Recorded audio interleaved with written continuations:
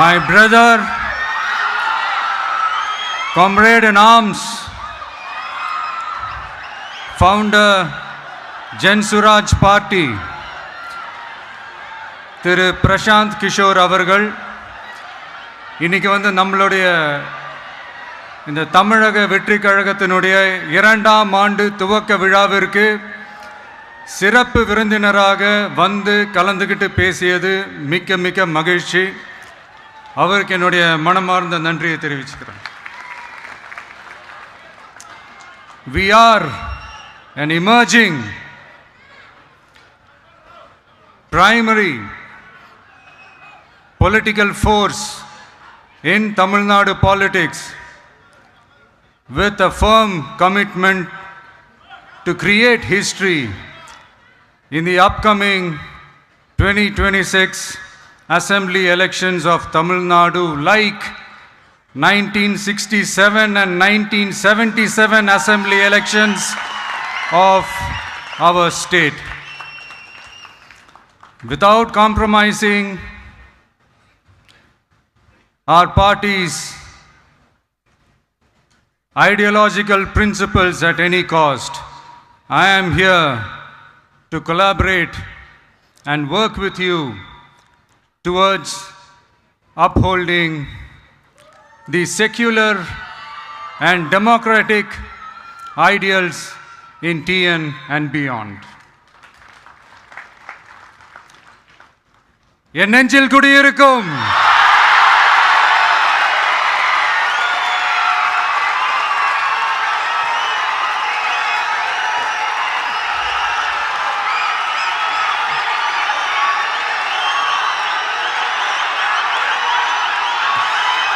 என்னுடைய தோழர்கள், தோழிகள் எல்லாருக்கும் என்னுடைய வணக்கம். வணக்கம் வணக்கம்.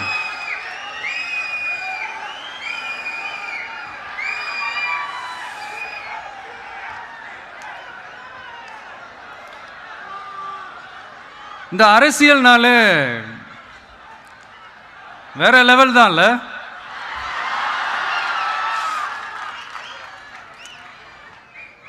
ஏன்னா இந்த அரசியலில் மட்டும்தான் வித்தியாசமான ஒன்று நம்ம பார்க்கலாம். யார் யாரை எப்போ எதிர்ப்பாங்கன்னே நமக்கு தெரியாது. யார் யாரை எப்போ ஆதரிப்பாங்கன்னே நமக்கு தெரியாது. அதை கணிக்கவே முடியாது.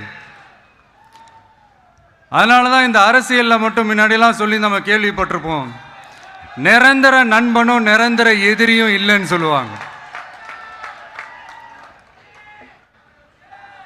அரசியலுக்கு யார் வேணாலும் வரலாம், அது ஒரு ஜனநாயக உரிமைன்னு சொல்லுவாங்க. ஆனால் மக்களுக்கு ரொம்ப ரொம்ப பிடிச்சி போன ஒருத்தன் அரசியலுக்கு வரான்னா அதை கண்டிப்பாக நல்லவங்க எல்லாம் வரவேற்பாங்க. ஆனால் ஒரு சில இந்த அதிகார இல்லை அது வேணாம், ஒரு சில பேருக்கு மட்டும் கொஞ்சம் எரிச்சல் வரத்தானே செய்யும். அது இருக்கும் தானே. என்னடா இவன் திடீர்னு ஒருத்தன் என்ட்ரி கொடுத்துட்டானே, இது வரைக்கும் நாம சொன்ன பொய்யெல்லாம் நம்பிக்கிட்டு மக்கள் நமக்கு ஓட்டு போட்டுக்கிட்டு இருந்தாங்களே. ஆனால் இப்போ இவன் சொல்றதெல்லாம் பார்த்தா மக்கள் மனசுக்கு ரொம்ப நெருக்கமாக வேற இருக்குது. அதுவே நமக்கு ஒரு பெரிய நெருக்கடியாகவும் இருக்குது. இவனை என்ன பண்ணலாம், என்ன செய்யலாம், எப்படி இவனை இது பண்ணலாம், க்ளோஸ் பண்ணலாம்.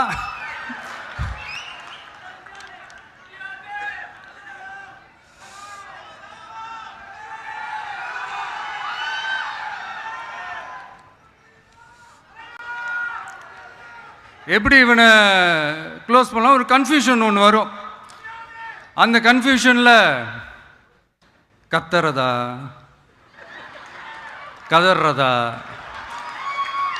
என்ன பண்ணுறதுன்னு தெரியாமல் வர்றவன் போகிறவன்லாம் கட்சி ஆரம்பிக்கிறான்னு சொல்லி இப்படி ஏதாவது பேச ஆரம்பிப்பாங்க. இப்போ நம்ம ஆட்சியில் இருக்கிறவங்க நமக்கு எதிராக பேசுகிறாங்க இல்லையா, அந்த மாதிரி. இப்படிப்பட்ட ஒரு அரசியல் காலத்தில் கொஞ்சம் கூட ஒரு பயம் இல்லாமல், ஒரு பதட்டம் இல்லாமல், வர்ற எதிர்ப்புகள் எல்லாத்தையும் சும்மா லெஃப்ட் ஹேண்டில் டீல் பண்ணிக்கிட்டு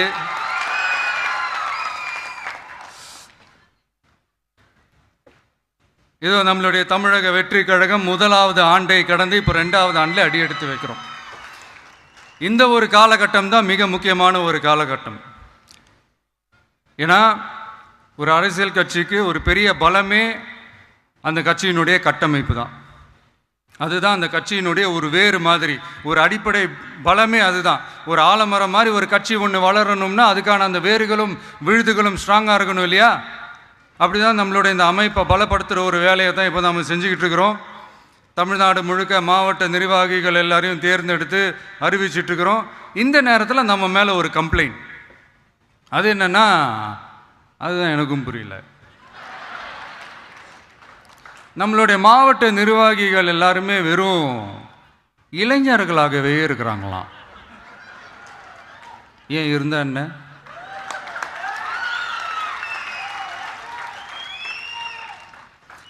அறிஞர் அண்ணா அவர்கள் கட்சி ஆரம்பிச்சப்போ அவர் பின்னாடி நின்னதும், புரட்சி தலைவர் எம்ஜிஆர் அவர்கள் கட்சி ஆரம்பிச்சப்போ அவர் பின்னாடி நின்னதும் வெறும் இளைஞர்கள் தான். அந்த இளைஞர்களால தான் 1967லையும் 1977லையும் அந்த 2 தேர்தலையுமே ஒரு மிகப்பெரிய ஒரு வெற்றி கிடைச்சது. வரலாறு, அதுதான் வரலாறு. இப்போ அதே மாதிரி நம்ம மேலே இன்னொரு கம்ப்ளைண்ட், அது என்னன்னா, நம்மளுடைய கட்சி நிர்வாகிகள் எல்லாருமே சாதாரண குடும்பத்திலிருந்து வந்தவங்களாம். அதே தான் இங்கேயும் கேட்குறேன், ஏன் வரக்கூடாதா?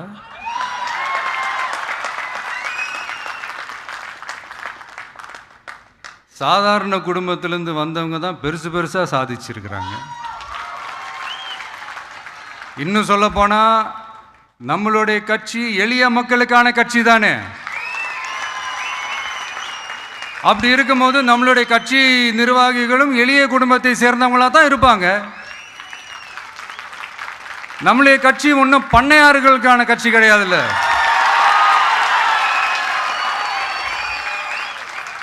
முன்னாடிலாம் அந்த காலத்தில் பண்ணையாருங்க தான் பதவியில் இருப்பாங்க. இப்போ கொஞ்சம் உள்டா மாறிடுச்சு, பதவியில் இருக்கிறவங்களாம் பண்ணையாரா மாறிடுறாங்க.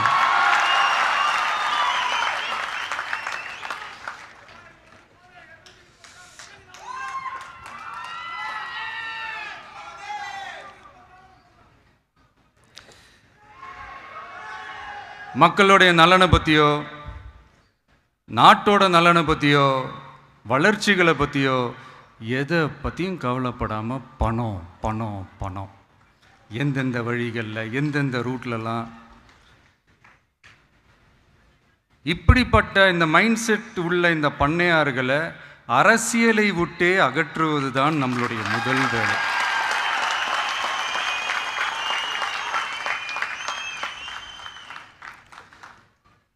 அதை ஜனநாயக முறைப்படி நம்ம செய்கிறதுக்கு தான் 2026 தேர்தலை நம்ம சந்திக்க போகிறோம்.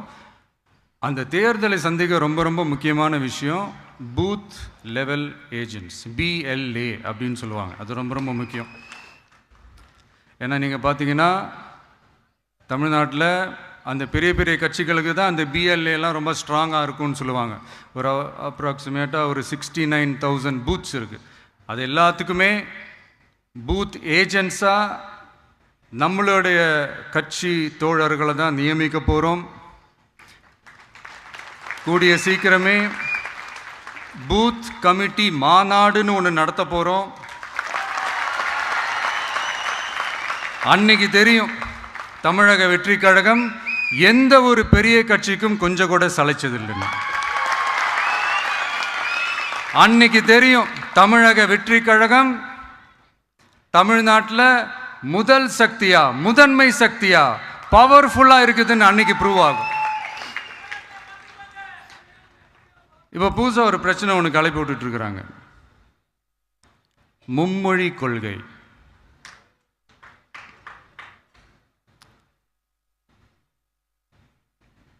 அதாவது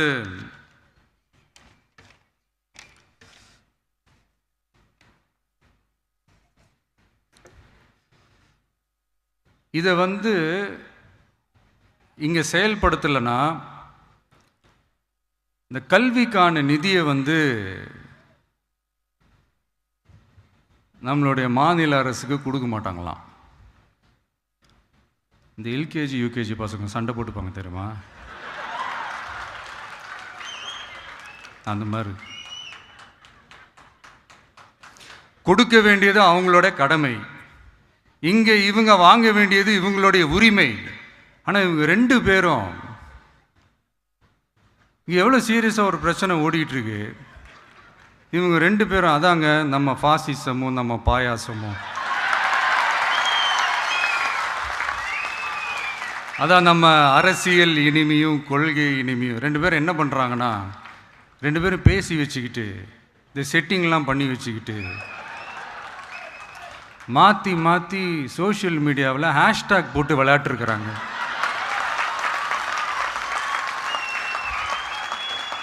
இங்கே என்ன நடந்துக்கிட்டு இருக்கு, அதாவது இவங்க 2 பேரும் அடிச்சுக்கிற மாதிரி அடிச்சுப்பாங்களாம். அதை நாங்கள் நம்பணுமா, மக்கள் நம்பணுமா? What bro, it's very wrong bro.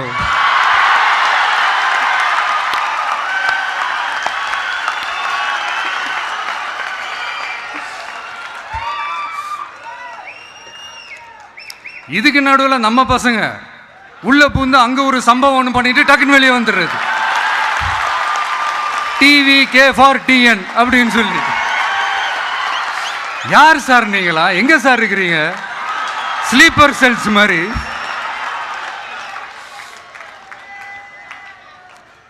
அதனால இதெல்லாம் மக்களுக்கு நாம சொல்லி புரிய வைக்க வேண்டிய அவசியமே கிடையாது. அவங்களுக்கே தெரியுதெல்லாம் எவ்வளோ பெரிய ஒரு ஏமாத்து வேலைன்னு.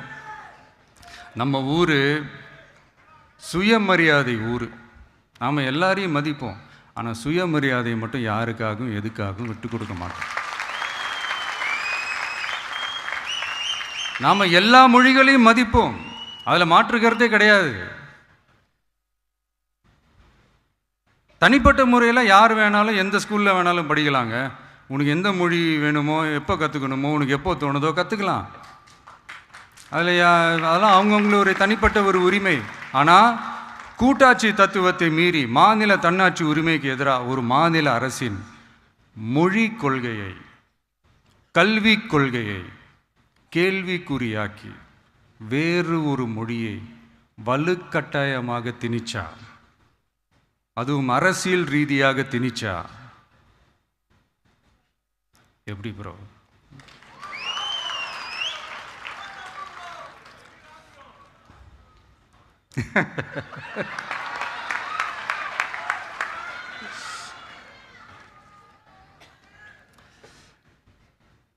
அதனால் நம்மளுடைய தமிழக வெற்றி கழகம் சார்பாக நாமளும் இந்த பொய் பிரச்சாரங்களை எல்லாம் புறம் தள்ளிவிட்டு இதை நாங்கள் உறுதியாக எதிர்ப்போம்.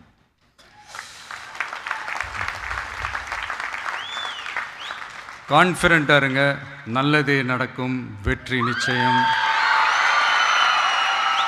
மீண்டும் சந்திக்கும் வரை நன்றி, வணக்கம். வேளாண் நண்பர்களே, நீங்கள் அவளுடன் எதிர்பார்த்த மாபெரும் வேளாண் கண்காட்சி இப்போது திருச்சியில் பசுமை விகடன் நடத்தும் அக்ரி எக்ஸ்போ வரும் மார்ச் 7ஆம் தேதி முதல் 9ஆம் தேதி வரை திருச்சி கலையரங்கத்தில் காலை 10 மணி முதல் 8 மணி வரை. ஆனந்த விகடனில் வெளியான சூப்பர் டூப்பர் ஹிட் தொடரான வீரயுக நாயகன் வேல்பாரி இப்போது ஆடியோ ஃபார்மேட்டில் உங்கள் விகடன் பிளேயில். இப்போவே விகடன் ஆப்பை இன்ஸ்டால் பண்ணுங்க. பிளே ஐகானை கிளிக் பண்ணி வேல்பாரி கேளுங்க.